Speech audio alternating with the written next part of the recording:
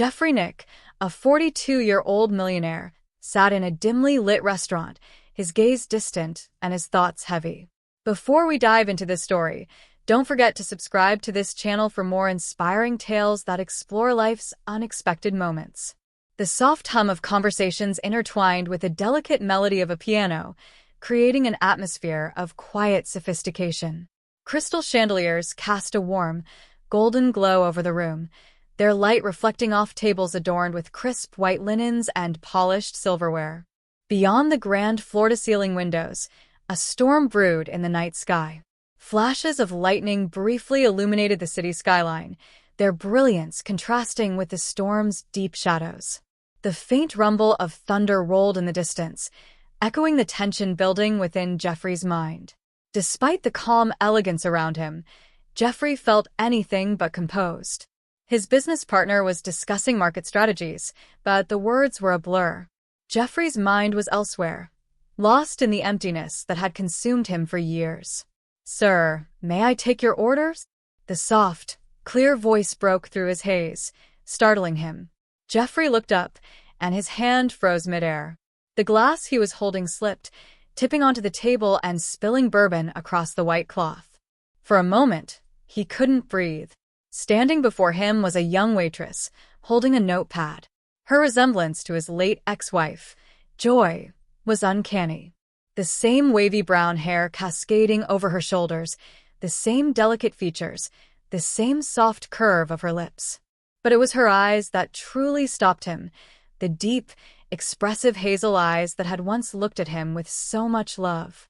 "Sir, are you all right?" she asked gently, her voice tinged with concern. Jeffrey realized he had been staring and forced himself to blink, swallowing the lump in his throat. Suddenly, the restaurant seemed unbearably loud. The clinking of glasses, the laughter, the music, yet all of it was drowned out by the storm raging within him. "What's your name?" he asked in a hoarse whisper. The young woman hesitated, clearly uneasy under his intense gaze. "Miriam." "Miriam Evans," she said, tucking a strand of hair behind her ear. "Is everything okay, sir?" Jeffrey nodded stiffly, though nothing felt okay. The resemblance was haunting. So precise it was, as if he were looking at a ghost.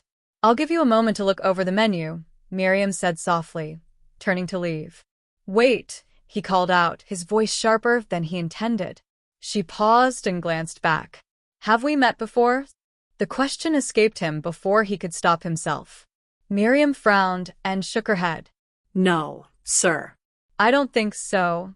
Jeffrey's heart sank. Of course, they hadn't met before. Joy had been gone for nearly 2 decades. But it wasn't just the resemblance.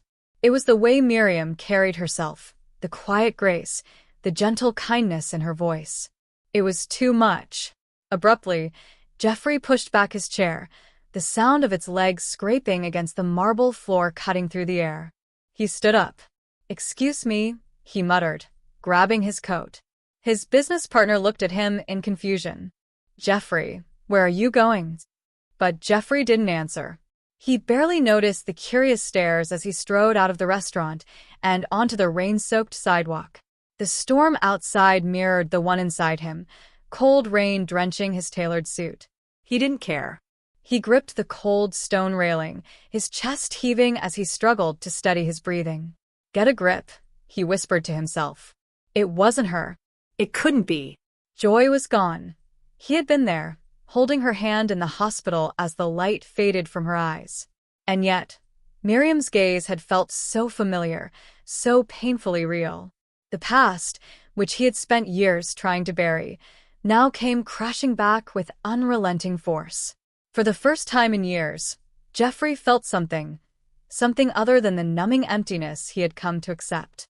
It was a crack in the fortress he had built around his heart, and he wasn't sure if he feared it or needed it.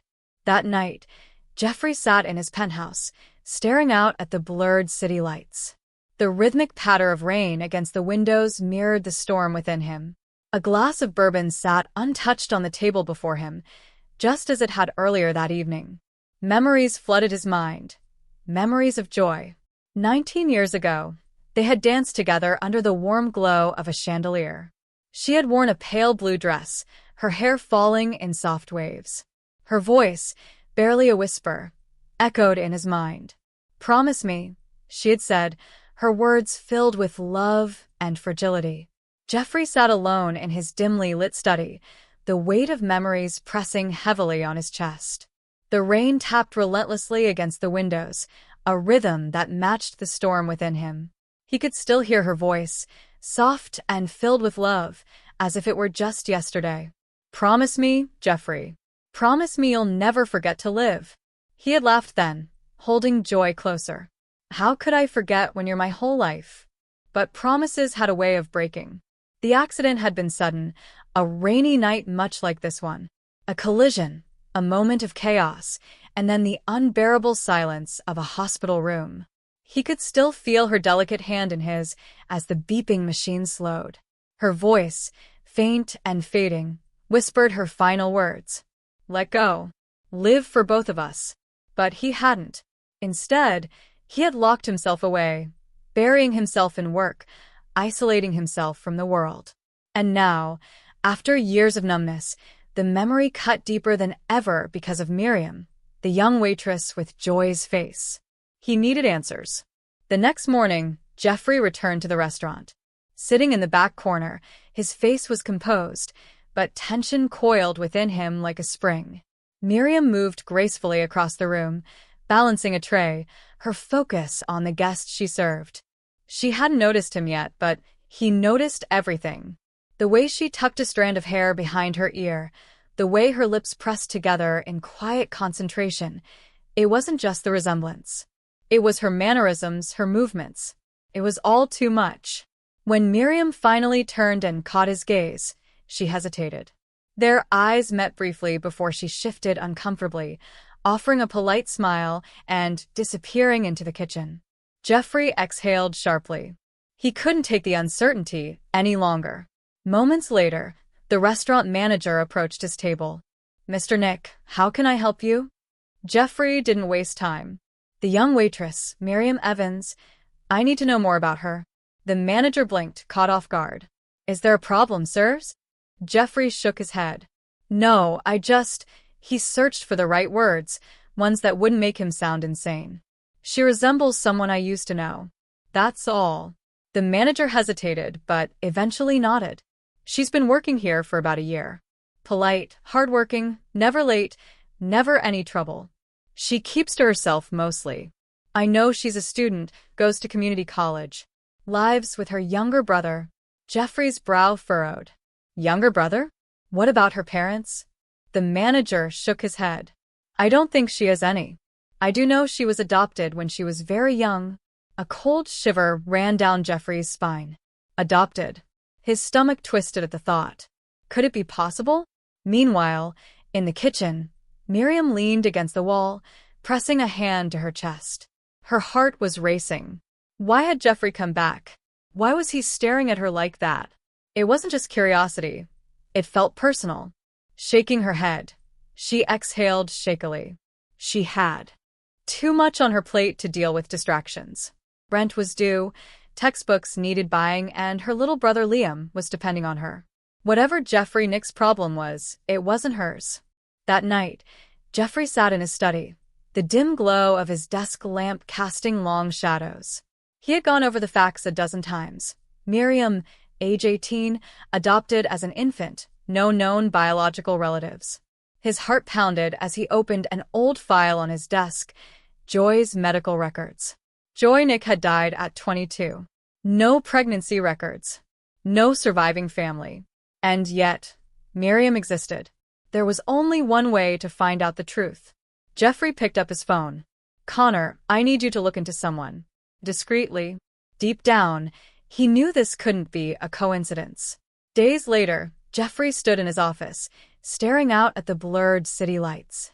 Rain streaked the glass as he held the private investigator's report in his hands. His heart raced as he read through the neatly typed pages again. Miriam Evans. Born March 22, 2005. Adopted in May 2005. She had been born just 3 months after Joy's death. The timing wasn't just close, it was too close. Yet the adoption file contained no information about her biological parents. No trace of where she had come from before being placed with her adoptive family. Jeffrey closed his eyes, pressing his fingers to his temples. Could it be possible? Had Joy hidden something from him before her death? Or worse, had she somehow survived? The questions haunted him, each one heavier than the last. There was only one way to get answers. 3 nights later, Jeffrey returned to the restaurant. The ambient music hummed softly in the background, but Jeffrey barely noticed it. He sat alone at a corner table, his back straight, fingers clenched around the stem of his wine glass. The air felt heavier tonight, his heart pounding as he watched Miriam moving between tables, laughing gently with the guests she served. For days, he had wrestled with his thoughts. Don't confront her here. Don't make a scene. But he needed answers, and his patience was wearing thin. Miriam approached his table, her smile polite but hesitant. "Good evening, sir. Can I get you something to start?" Jeffrey's gaze didn't leave her face for a moment. Words failed him as memories collided, the echo of Joy's laughter, the softness of her voice. "It's not her. Don't lose control." Finally, he spoke, his voice quieter than he'd intended. "Miriam, can you sit for a moment?" She blinked, clearly caught off guard. "Sir, I'm working." "Please." Something in his tone made her pause. She glanced toward the manager, who gave a cautious nod. Reluctantly, she slid into the seat opposite him, her eyes, so painfully familiar, studying him with quiet curiosity. Jeffrey cleared his throat, struggling to find the right words. I know this is unusual," he began, his voice strained. "But I need to ask you something about your family." Miriam's brows furrowed. "My family?" He nodded, leaning forward slightly, his voice low. "Were you adopted?" Her breath caught. "Adopted? What?" Her words faltered. "How do you?" "I had someone look into your background," he admitted, the weight of his questions pressing too hard to hold back. Her posture stiffened, her expression shifting from confusion to guarded. "Why would you do that?" "I don't even know you." Jeffrey hesitated, then spoke with brutal honesty. "Because you look exactly like someone I lost. Someone I loved very deeply." Silence stretched between them, heavy and charged. Miriam swallowed hard, clearly unsettled. "That doesn't explain why you're asking about my adoption. What are you trying to say?" Jeffrey clenched his fists beneath the table, struggling for composure. "I'm saying I believe there might be a connection. Your birthday, it's only a few months after Joy died. And the resemblance." Miriam pushed back her chair abruptly, her face flushed with confusion and hurt. "Wait, are you suggesting that I'm related to your ex-wife? What are you even?" "I don't know." His voice broke, raw and vulnerable. "I'm just trying to find the truth." Miriam stood, her voice trembling with quiet anger. "I don't know anything about my birth parents. I've never cared. My adoptive parents were all I needed." Jeffrey nodded slowly, guilt sinking deeper into his chest. "I'm sorry. I didn't mean to upset you, but I can't ignore this, Miriam. The resemblance, it's too much. I lost Joy, and then you show up looking exactly like her. Please, just let me help you find answers." Her lips parted as if to speak, but then she shook her head, her eyes glistening. "This is too much. I don't need your help, Mr. Nick. I'm not some puzzle you need to solve." With that, she turned and walked away, leaving Jeffrey alone with the ache in his chest. But as he watched her disappear into the kitchen, one thing became certain. He wasn't giving up.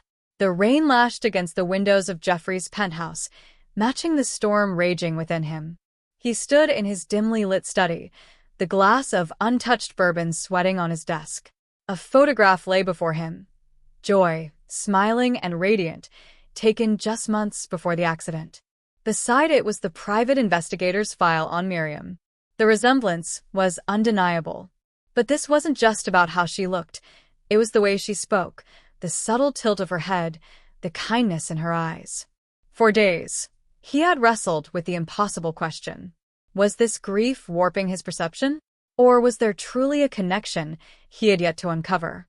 And yet, all he had done was push her away. The memory of her walking out haunted him. Miriam sat cross-legged on the worn couch of her modest apartment, staring blankly at the cup of tea going cold in her hands.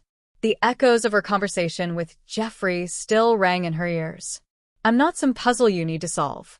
Why did it feel like he had ripped open a wound she hadn't known existed? All her life, she had avoided questioning her adoption. Her parents were kind, loving people who had never treated her differently from their biological son. But Jeffrey's words, the sheer desperation in his voice, lingered. For the first time, questions she had buried began clawing their way to the surface. The next day, Jeffrey couldn't take the silence any longer. He needed to talk to her, to explain. He needed answers. Miriam was wiping down a table when he entered the restaurant. The moment their eyes met, the tension between them snapped taut. The soft hum of music drifted in the background, but Jeffrey barely noticed. He sat alone at a corner table, his back straight and his fingers gripping the stem of his wine glass tightly. The weight of his thoughts pressed down on him, making the air feel heavier. Across the room, Miriam moved gracefully between tables, her polite laughter carrying softly as she engaged with the guests she served. For days, Jeffrey had wrestled with his thoughts, telling himself not to confront her here, not to make a scene. But the unanswered questions gnawed at him, and his patience had finally worn thin. When Miriam approached his table, her smile was cautious, her voice clipped. Mr. Nick, is there something I can get for you? I'm working. Jeffrey's voice softened. Please, just 5 minutes of your time. I won't stay long. Her lips tightened into a thin line as she clutched the rag in her hand like a shield. You've already said more than enough. I'm not interested in being part of your grief. Jeffrey flinched at her words but nodded, his voice laced with regret. I know, and you're right. But I owe you the truth. Please, 5 minutes, and then I'll leave you. Alone? Against her better judgment, Miriam sighed and gestured toward the back door. Fine. But make it quick. The rain had stopped by the time they stepped outside, but the sky was still heavy with dark clouds. The air smelled of damp pavement, and the soft patter of water dripping from the rooftops filled the silence. Miriam crossed her arms, her stance guarded. Jeffrey took a deep breath, his voice rough but honest. Her name was Joy. Miriam's gaze flickered with curiosity, though her arms stayed folded. My wife, Jeffrey continued. We met when we were young. She was my everything, and 19 years ago, I lost her in a car accident. His voice broke slightly, the pain unmistakable. I spent years burying it, building walls around myself, until I saw you. Miriam's breath hitched, but before she could respond, he added, I don't think you're her. I know how absurd that sounds. But you have her eyes, her smile, and the same kindness she carried with her. I couldn't ignore it. A heavy silence hung between them. Miriam's voice cracked as she shook her head. So, what are you saying? That I'm some kind of reincarnation? A ghost of your past you can't let go of? No, Jeffrey said, his voice sharpening. That's not what I... Then what is this? Her voice rose, tears welling in her eyes. I'm not a shadow of your past, Jeffrey. I'm my own person. You don't get to make me feel like some kind of replacement just because you can't move on. Her words struck him like a physical blow, and he felt the breath leave his lungs. I never said you were, he murmured, his voice trembling. But that's how you look at me, she choked out, turning away. Her arms wrapped tightly around herself as though trying to hold herself together. This, whatever this is, it's not fair. Miriam, Jeffrey said, his voice soft and full of regret. You're right. I've been searching, but not for joy. For the truth. Her head snapped back toward him, confusion and anger mingling in her expression. The truth about what? He hesitated before answering. I hired a private investigator, he admitted quietly. You were born just months after Joy died, and there's no record of your biological parents. Miriam staggered back, as if the words had struck her physically. Her wide eyes glistened with tears. You investigated me? Jeffrey's voice cracked as he tried to explain. I didn't mean to violate your privacy. I needed to understand. Her voice broke as tears spilled down her cheeks.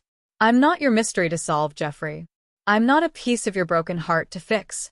He opened his mouth to apologize, to say something, anything, but she shook her head, her voice trembling. "Please, just leave me alone." She turned and walked back into the restaurant without another word, the door swinging shut behind her with a finality that left Jeffrey standing alone in the alley, feeling more lost than he had in years. That night, Jeffrey sat in the dimly lit study of his penthouse. Rain tapped against the windows as if echoing the storm inside him. A single yellowed envelope lay before him, its edges worn from years of being tucked away. Joy's handwriting was scrawled across the front. He had hidden it deep in a drawer after her death, unable to face whatever it held. With trembling hands, he opened it and unfolded the letter. My love. If you're reading this, I hope you've found peace, or at least that you're still searching for it. You've always tried to fix everything, protect me, solve every problem. But, Jeffrey, some things can't be fixed. You once told me you couldn't imagine life without me. I need you to prove yourself wrong. Please, don't shut yourself away. Don't let grief become your prison. Promise me, no matter how hard it feels, you'll keep living. Let me go, Alex. With all my love. Joy*. The words blurred as tears filled his eyes. He had broken that promise. For 19 years, he had clung to the ghost of her memory, refusing to move forward. And now, with Miriam, he had let his unresolved grief twist into something obsessive. No more, he whispered into the stillness of the room. The next morning, Jeffrey sat at his desk, Joy's letter folded carefully in his pocket. His assistant entered, placing a folder in front of him. "This is the tuition statement for Liam Evans," the assistant said. "Fully covered, as requested." Jeffrey nodded, his voice quiet. "Make sure it stays anonymous. I don't want her to know it came from me." A week later, Jeffrey returned to the restaurant, choosing a quiet corner table at the back. He watched Miriam from a distance, not with longing, but with quiet acceptance. She looked lighter, as if a weight had lifted. Her laughter came more easily, and she moved with a sense of ease that hadn't been there before.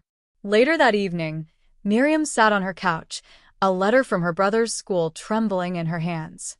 She read it again, her heart pounding. Tuition, paid in full. Tears filled her eyes as she clutched the letter. Only one person could have known about her financial struggles. Without thinking, she grabbed her coat and headed for Jeffrey's penthouse. When Jeffrey opened the door, Miriam stood there, rain-dampened and eyes blazing, holding the crumpled letter in her hand. "Did you do this?" she demanded, her voice trembling. Jeffrey held her gaze, silent for a moment before softly saying, "Yes." The knock on Jeffrey's door was sharp and unrelenting. When he opened it, Miriam stood there, rain-damp and clutching a crumpled letter in her trembling hand. Her eyes burned with unspoken frustration. "Did you do this?" she asked, holding up the tuition notice with shaking fingers. Jeffrey's response was calm, yet heavy with emotion. "Yes," he admitted. Her lips parted as confusion battled with frustration. Why? "Why would you?" "I wasn't trying to control you, Miriam," he said softly. I wanted to help." Her arms crossed tightly over her chest, a protective barrier. "You can't just throw money at people's problems, Jeffrey. That doesn't make everything right." "I know," he replied, his voice breaking slightly. It's easier than facing what I can't change. I couldn't save Joy. I can't rewrite the past. But I can make sure you don't struggle the way I did after losing her." The silence between them was thick and fragile. Miriam's anger faltered as she saw the honesty in his eyes. "That's not your responsibility," she whispered. Jeffrey nodded. "I know. But I care about you, and I care about your brother. This isn't about guilt or debt, Miriam. It's about wanting you to have the life you deserve." Her breath hitched, and the defenses she had so carefully built began to crack. Wiping her eyes, she spoke softly. "Thank you for caring." Jeffrey nodded, relief easing the tension in his chest. For the first time, trust began to bloom between them. Not born from grief, but from something real. Weeks later, the city sparkled under a canopy of stars, the skyline reflected in the glass windows of an elegant gala venue. Inside, Soft piano music mingled with the quiet hum of conversation as guests floated between candlelit tables adorned with white roses and gold accents. Jeffrey stood near the grand staircase, adjusting his cufflinks. Tonight wasn't about business or power, it was about closure. In the weeks since his conversation with Miriam, he had taken a step back, attending grief counseling and finally confronting the pain he had buried for 2 decades. The ache of losing joy lingered, but it no longer consumed him. For the first time in years, he could breathe. And in that process of healing, he had uncovered a profound truth. Miriam was not Joy's daughter, but she was deeply connected to her. Joy had a twin sister who had chosen surrogacy to help a family friend. Miriam was born from that surrogacy, but tragedy struck when her birth mother died during childbirth, leading to her adoption as an infant. Miriam wasn't Joy, but she was a part of Joy's story, a part Jeffrey had never known until now. The gala was a fundraiser for young women pursuing education, inspired by Miriam's story. When she arrived, Jeffrey's breath caught. She stood in the entrance, wearing an emerald green dress that highlighted the warmth in her hazel eyes. Her hair, usually pulled back, cascaded in soft waves over her shoulders. For a moment, Jeffrey simply watched, his heart filled not with grief, but with hope. Their eyes met across the room, and a nervous smile touched her lips. Jeffrey knew then he had made the right choice. As the lights dimmed, Jeffrey stepped onto the stage, microphone in hand.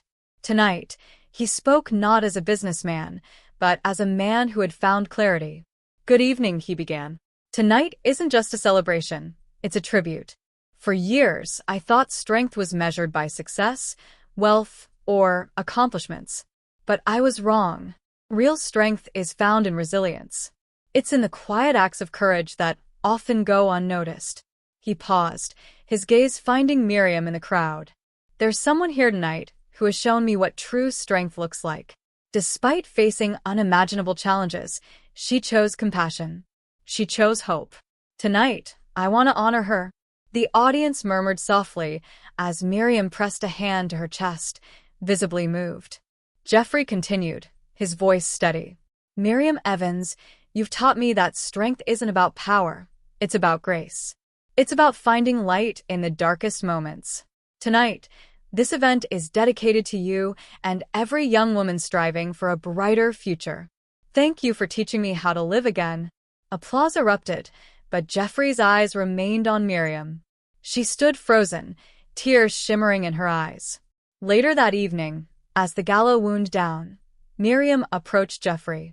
Her voice trembled as she said, "That was beautiful." "You deserve it," Jeffrey replied, his voice soft. She hesitated, then reached for his hand. "I know about the tuition, the gala, everything you've done for me and Liam." Jeffrey tensed, expecting her rejection. Instead, she whispered, "I was wrong. I thought you were trying to control my life, but now I see you weren't. You were just showing up." Relief washed over him. "I never wanted to replace anyone," he said. "I just cared. And I didn't know how to show it without getting it wrong." Miriam smiled through her tears. "You didn't get it wrong, not this time." Slowly, she stepped closer, letting down the final wall between them. Later that night, they stood together on the rooftop terrace, the city sparkling beneath them.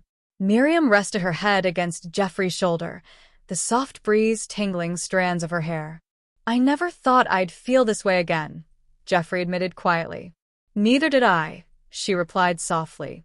In that moment, it wasn't about joy. It wasn't about grief. It was about them, moving forward together. If this story touched your heart, don't forget to like, comment, and share it with someone who needs a little hope today. For more inspiring stories of love, redemption, and healing, subscribe to Soul Stirring Stories. Thank you for watching.